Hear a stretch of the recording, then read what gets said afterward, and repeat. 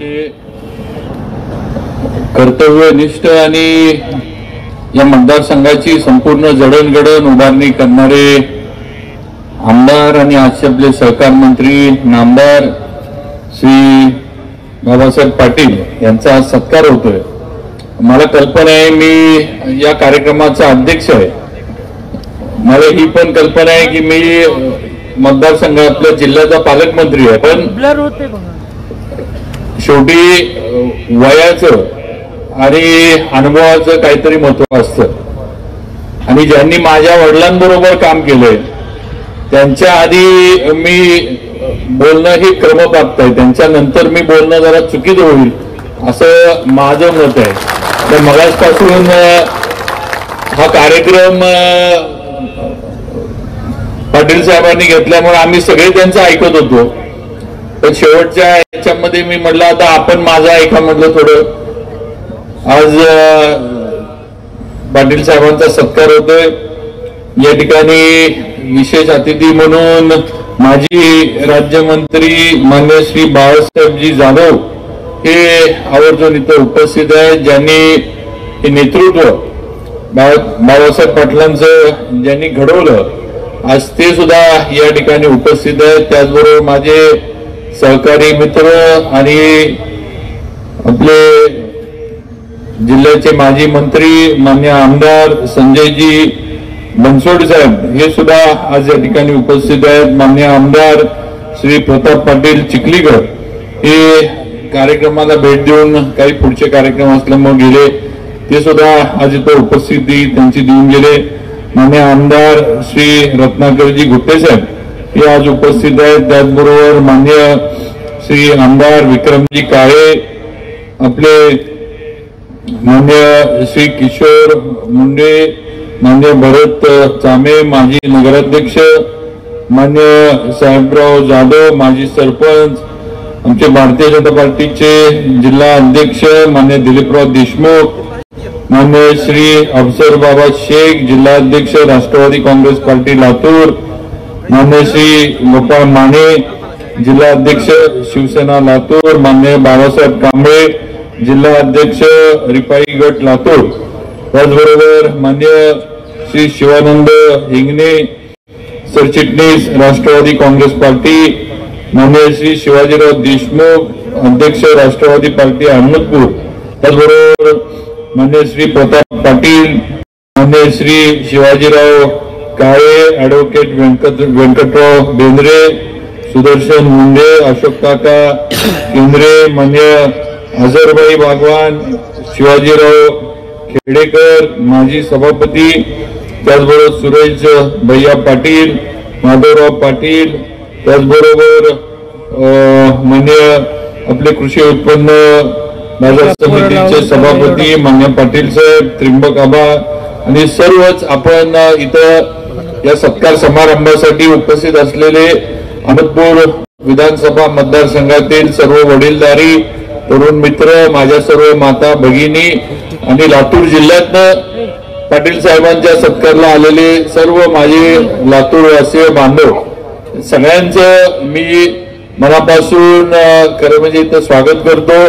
त्याचबरोबर या कार्यक्रमाला बराच उशीर झाला याचं कारण मी आहे हे आपण लक्षात ठेवा। म्हणजे नाही आपल्याला वाटेल की सत्कार समारंभ पाटील साहेबांच्या कार्यक्रमाला एवढा उशीर त्यांनी केला, पण मी सातारवरनं थोडं पोचायला मला उशीर झाला, त्यामुळे सगळी थोडी कार्यक्रमाचं जरा गडबड झाली, थोडा आपल्याला भाषण वगैरे थोडी आवडती घ्यायला लागली, त्याबद्दल संयोजकांचा आणि आपलं सुद्धा सर्वांचं मी मनापासून आपली क्षमा मागतो। आज या ठिकाणी येत असताना आणि स्टेजवर बसलेला असताना आज आपण विचार केला तर मी तसा फार भाग्यवान आहे असं मला वाटतंय।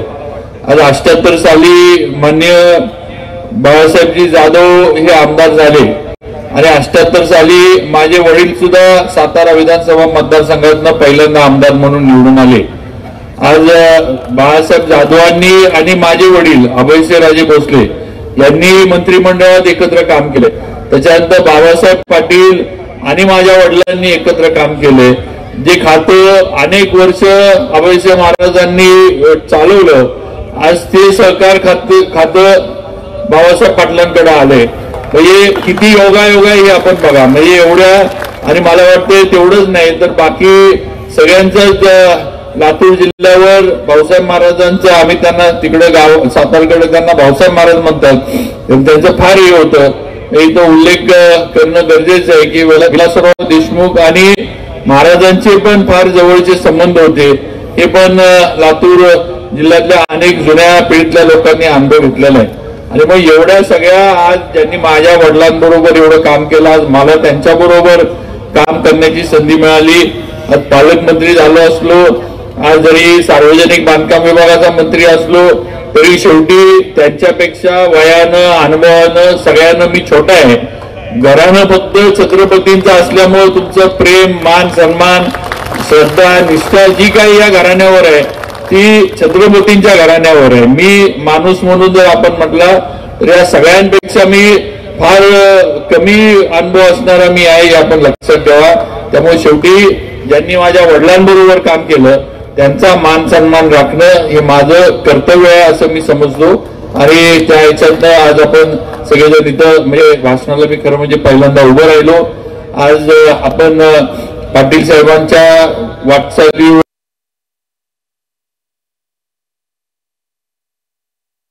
राजकीय वाटचालीवरची चित्रफित पाहिली.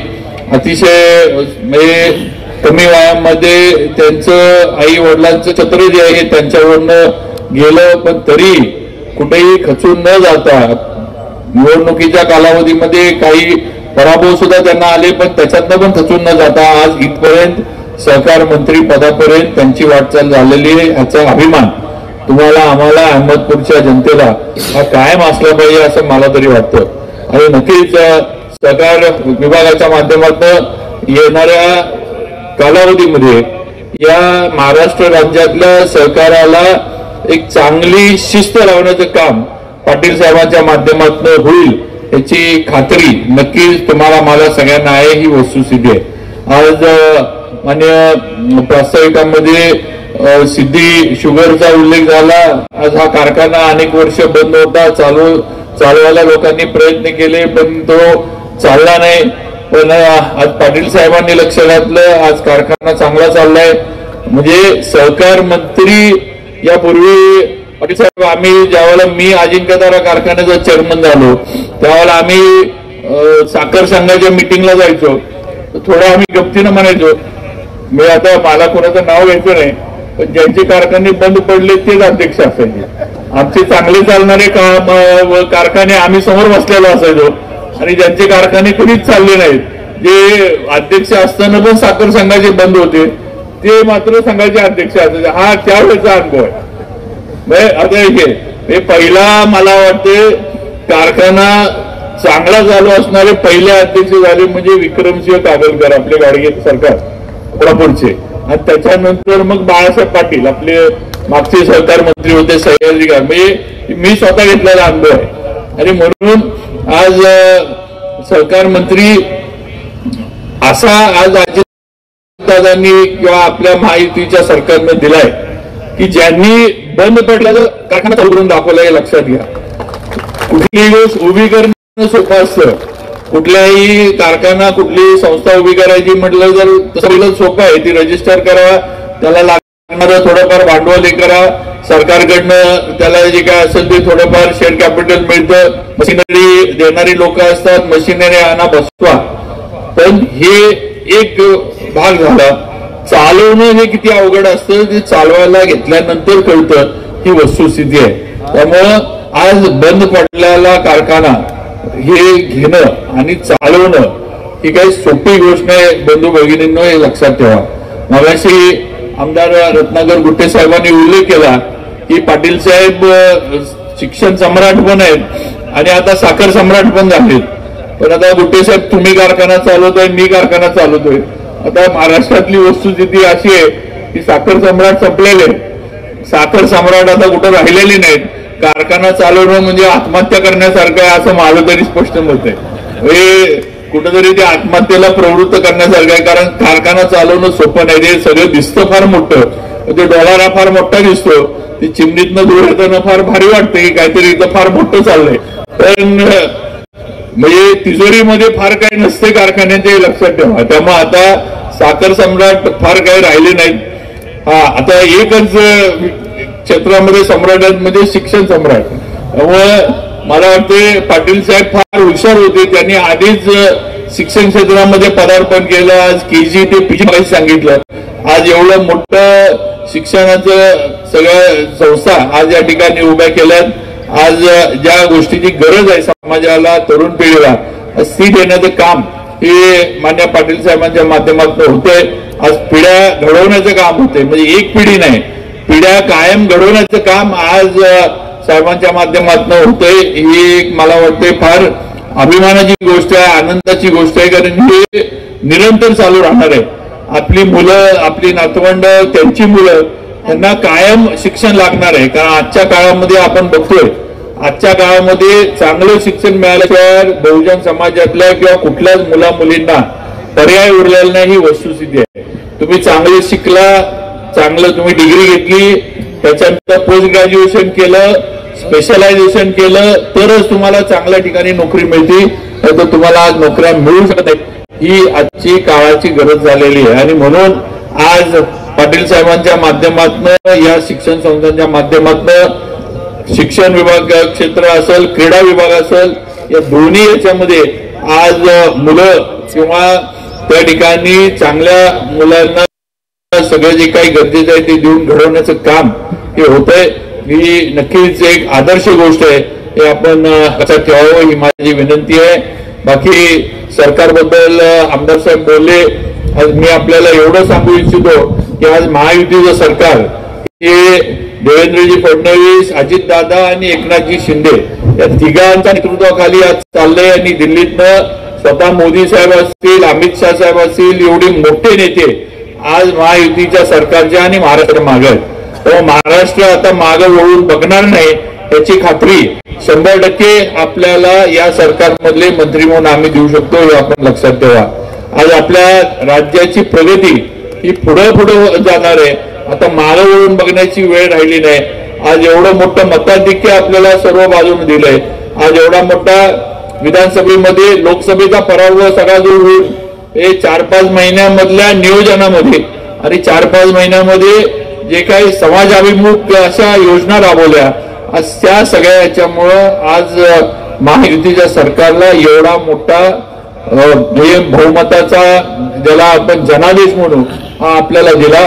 आज सरकार आपलं स्थापन झालं. आज सरकारचं काम सुरू झालंय. येणाऱ्या 3 तारखेपासून आमचं अधिवेशन सुरू होतंय. त्याच्यामध्ये नवीन योजना, नवीन कामं, नवीन आपापल्या जिल्ह्यातील मतदारसंघातली विकास कामं ही प्रस्तावित आहेत, त्यांना मान्यता मिळेल. आणि नक्कीच एक वेगळ्या दिशेनं महाराष्ट्राला नेण्याचे काम या महायुतीच्या सरकारमध्ये देवेंद्रजी फडणवीस यांच्या नेतृत्वाखाली होईल याची खात्री या निमित्तानं आपल्या सर्वांना मी देऊ इच्छितो. कुठल्याही योजना आमदार साहेब म्हणले की अशा आतापर्यंत तुम्ही बघा, या सरकारनं किंवा केंद्रातनं सुद्धा पंतप्रधान मोदीजींनी जाहीर केलेली कुठलीही योजना आजपर्यंत बंद झालेली नाही. कुठलीही योजना बंद झालेली नाही. सगळ्या योजना ज्या जाहीर झाल्या होत्या त्या आज तशाच्या तशा चालू आहेत, हे आपण लक्षात घेतलं पाहिजे. त्यामुळं विरोधक काय बोलतात, लाडकी बहीण योजना एवढी म्हणजे महिलांमध्ये एवढं तिचंही झालं, आता त्याला निवडणुकीच्या आधी पण बदनाम करण्याचा प्रयत्न केला होता. आता निवडणुका झाल्यानंतर पण सांगितलं जाते की बंद करणार आहेत, बंद करणार आहेत, पण असं काही होणार नाही. या योजना चांगल्या पद्धतीनं चालू राहणार. फक्त जे लाभार्थी आहेत, ज्यांच्यासाठी या योजना खरं म्हणजे तयार केल्यात आणि राबवल्या गेल्यात, त्या लाभार्थ्यांना जे गरजू आहेत त्यांना या योजनेचा फायदा मिळाला पाहिजे, ही भूमिका शासनाची, तुमची, आमची, सर्वांची असली पाहिजे.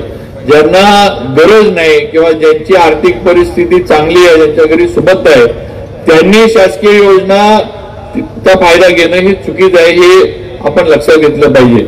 आणि म्हणून या योजना ज्या आहेत त्या गरजू समाजातील गरजू लोकांसाठी, गरजू स्त्रियांसाठी या योजना तयार केल्या.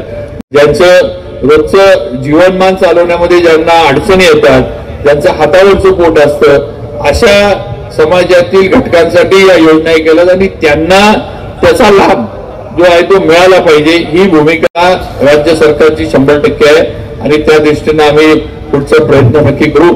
आज मी आता लातूरमध्ये इकडे पालकमंत्री म्हणून आल्यापासून 26 जानेवारी पासून मी येतोय. 26 जानेवारीला पहिल्यांदा आलो. पहिल्यांदा थोडा म्हणजे जाहीर कार्यक्रम ज्याला आपण म्हणू, आज या जिल्ह्यामध्ये पहिल्यांदा जाहीर कार्यक्रमाला मी आलो. तसं बघितलं तर या मतदारसंघामध्ये म्हणजे मी लातूरला येऊन गेलो तर या मतदारसंघामध्ये सुद्धा मी पहिल्यांदा आलोय पाटील साहेबांच्या. तर आज मी इकडे आल्यानंतर साहेब मी सातारला ज्यावेळेला गेलो त्यावेळेला मी त्यांना अगदी म्हणजे खरं सांगतोय, मी काही मनाचं सांगतोय असं नाही, मी तिथं माझ्या बरोबर असणाऱ्या लोकांना पत्रकारांना सांगितलं की म्हटलं इकडं आल्यानंतर लातूर किंवा मराठवाड्यामध्ये आल्यानंतर छत्रपतींच्या घराण्याबद्दल इथं थोडं प्रेम, श्रद्धा, निष्ठा ही पश्चिम महाराष्ट्रापेक्षा जास्त जाणवती.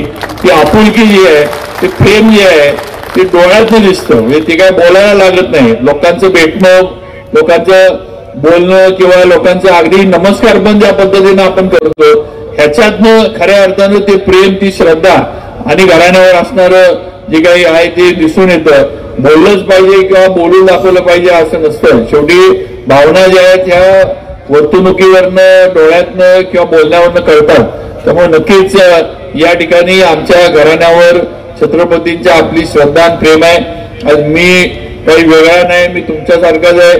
फक्त थोडंफार पुण्य जास्त केलं होतं असं समजा की छत्रपतींच्या घराण्यामध्ये मला परमेश्वरानं जन्म दिला.